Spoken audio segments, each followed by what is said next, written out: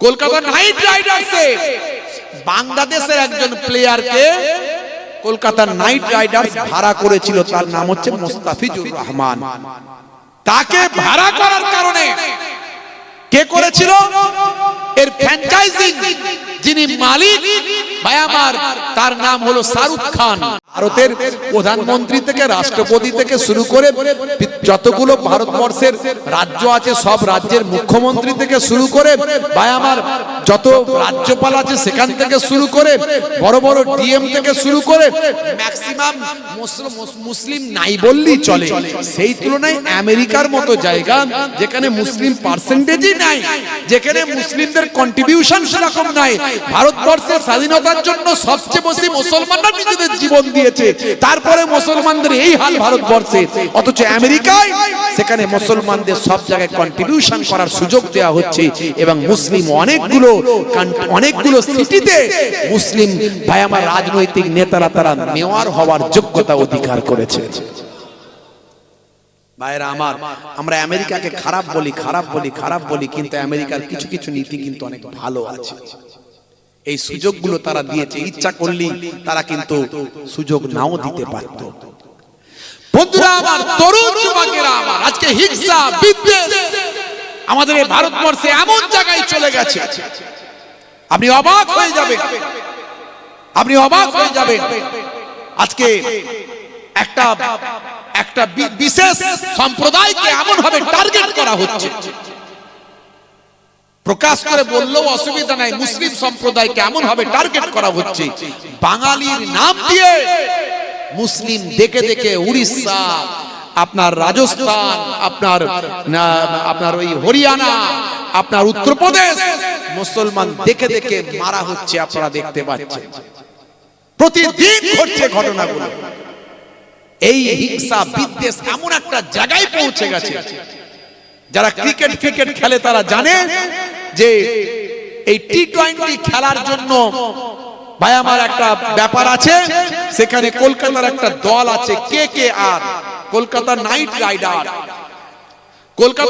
রাইডার্সে বাংলাদেশের একজন প্লেয়ারকে কলকাতা নাইট রাইডার্স ভাড়া করেছিল, তার নাম হচ্ছে মুস্তাফিজুর রহমান। তাকে ভাড়া করার কারণে কে করেছিল? এর ফ্র্যাঞ্চাইজিং যিনি মালিক ভাই আমার, তার নাম হলো শাহরুখ খান, একজন অ্যাক্টর। মিডিয়ায় বেরিয়ে আসছে, রিপোর্ট হয়েছে, সেই জন্য তথ্যগুলো আমরা জানতে পারছি। বলছে বাংলাদেশের সঙ্গে আমাদের গন্ডগোল চলছে, তাই বাংলাদেশের ওই মুস্তাফিজুরকে কেনা যাবে না। বুঝতে পারছেন? বাংলাদেশের হাসিনা এখানে এসেছে, সেটা থাকবে, অসুবিধা নেই, তাই তো বাংলাদেশের নয় নাকি? ওটা বাংলাদেশের নয়, ও তার বেলায় অসুবিধা নাই। অমিত শাহের ছেলে জয় শাহ, সে তো বারণ করেনি প্রথমে, সে তো পারমিশন দিয়েছে বিসিসিআই এর হেড হয়েছে, পারমিশন দিয়েছে, ও তার বেলায় অসুবিধা নাই। এইভাবে চলছে বাপজি আমার, পরিস্থিতি এমন একটা খারাপ জায়গায় চলে গেছে।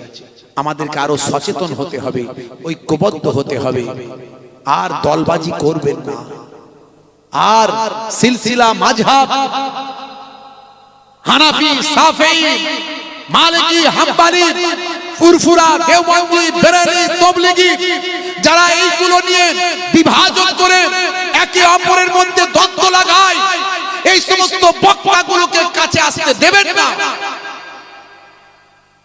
আপনার আকীদা, আপনার সিলসিলা, আপনার মাযহাব, আমি দাদা হুজুরকে ভালোবাসি, আমার মনে আছে, হৃদয়ে আছে, আমি দাদা হুজুরকে ভালোবাসি, মানে আমাকে অন্য মাযহাব, অন্য সিলসিলাকে গালাগালি করতে হবে, এটা ইসলাম শেখায়নি, এটা আমার দাদা হুজুর শেখায়নি। এতদিন পর্যন্ত কিছু মানুষ দলবাজির জন্য এগুলো করত। আখলাককে যখন মেরেছিল, জিজ্ঞাসা করেছিল তুমি কোন সিলসিলার, কোন মাযহাবের? জুনায়েদকে যখন মেরেছিল, জুয়েল রানাকে যখন মেরেছিল, প্যাটিসওয়ালাকে যখন মারছিল,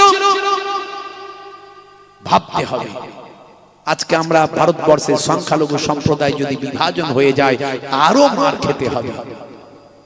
শুধু আমি ভারতবর্ষের সংখ্যালঘুদের জন্য কথা বলছি তা নয়, আমি বাংলাদেশের সংখ্যালঘুদের জন্য কথা বলেছি। তাদের জন্য প্রতিবাদ করেছি।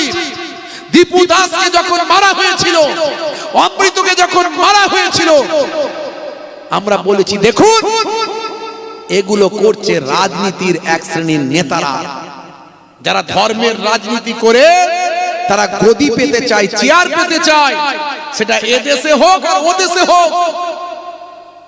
গেরুয়া সবাই পড়লি সবাই স্বামী বিবেকানন্দ জি হতে পারে না। গেরুয়াকে আমরা সম্মান করি, এটা হলো ত্যাগের প্রতীক। স্বামীজিকে আমরা স্যালুট জানাই, স্বামীজি আমাদের দেশের গর্ব, স্বামী বিবেকানন্দ জি। কিন্তু গেরুয়া পল্লী সবাই স্বামীজি হতে পারে না। তারা হেট স্পিচ যারা দেয়, ঘৃণা ছড়ায়, মানুষে দ্বন্দ্ব তৈরি করে, তারা কখনো স্বামীজির আদর্শ মানতে পারে না। স্বামী বিবেকানন্দজির আদর্শ তাদের মধ্যে নাই। আবার এই জুব্বা পরলে, টুপি পরলে, হুজুর সাজলি, মনে মনে ভাববেন না মনে হয় নবীর আদর্শ মেনে চলছে, বিরাট বড় আল্লাহর ওলি হয়ে গেছে। মুজাদ্দিদুজ্জামান দাদা হুজুর কেবলার আদর্শ মানছে। বাংলাদেশে অনেক দাড়িওয়ালা, টুপিওয়ালা, জুব্বাওয়ালা স্টেজে বসে বসে হিন্দু মুসলিমের বিরুদ্ধে ঘৃণা তৈরি করছে। এরাও কিন্তু রাজনীতির জন্য করছে, এটা বুঝতে হবে। এরা একটা রাজনীতির দলের লোক, এরা শুধু হুজুর নয়। যেমন এখানে গেরুয়া পল্লী সবাই সাধু হয়ে যায় না, একটা দলের লোক। ওখানে তেমন পাঞ্জাবি, পিরহান, জুব্বা, টুপি মাথায় দিলে সবাই হুজুর হয়ে যায় না, একটা দলের লোক। এই মানুষগুলো আর কিছু রাজনীতির নেতা, তারা আমাদের মাঝখানে বিভাজন তৈরি করছে। মুসলমান একে অপরের পাশে থাকুন, মুসলমানকে ভালোবাসুন, হিন্দু ভাইদের ভালোবাসুন, খ্রিস্টান, জৈন, বৌদ্ধের ভালোবাসুন, নবী পাকের আদর্শকে আপন করুন, নবীর আখলাকটা মানুষের কাছে ছড়িয়ে দিন। আমার নবীর আদর্শ জানুন, কোরআন পড়ুন। আমার নবীর আদর্শ, বিশ্ব নবীর জীবনীটা একবার মোবাইলে ডাউনলোড করে নবীর জীবনীটা একবার পড়ে দেখে নিন, কি লেখা আছে সেখানে, আপনি অবাক হয়ে যাবেন।